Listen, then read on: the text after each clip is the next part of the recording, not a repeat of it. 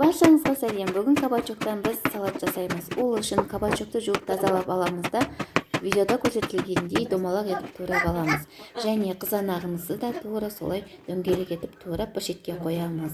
Содан кейін ары қарай сарымсақты теркадан өткіземіз майдалап.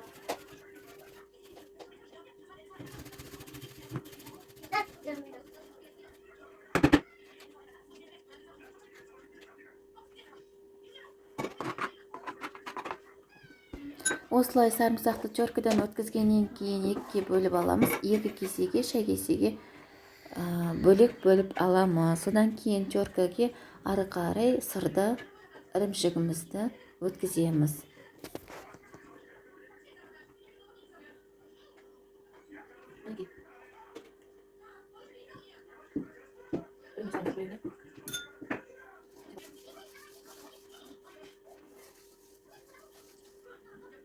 Табамызды осылайша алдын ала майлап аламыз да кабачогымызды осылай розеткамен дөңгелек етіп табамызды толтырамыз.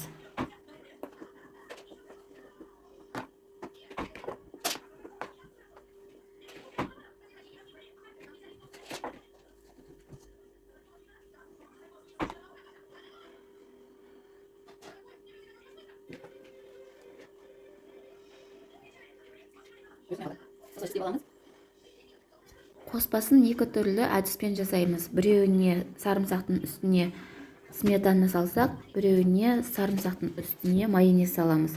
Және сырды саламыз екі кесеге.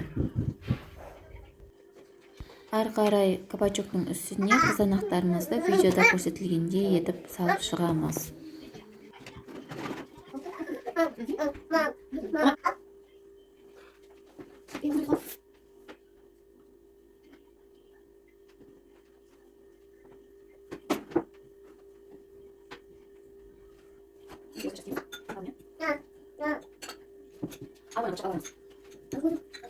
Енді ары қарай кабачоктың үстіне қоспамызды жағып шығамыз.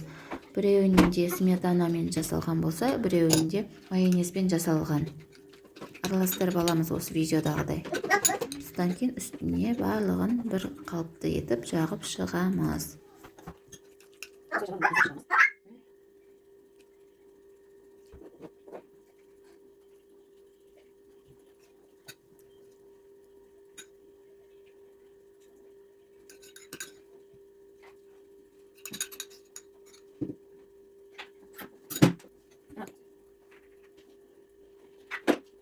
Барлығын бетіне тегіс етіп жағып шыққаннан кейін 180 градусқа әсел пешке салып аламыз 20 минутқа. Егер де менің рецептерім сіздерге ұнаған болса, менің каналыма тіркеліп, лайк басып, комментарий қалдырыңыз. Сіздермен болған мен Есеналы қызы Меруерт. Мінекей 20 минутта дайын болды, ас болсын.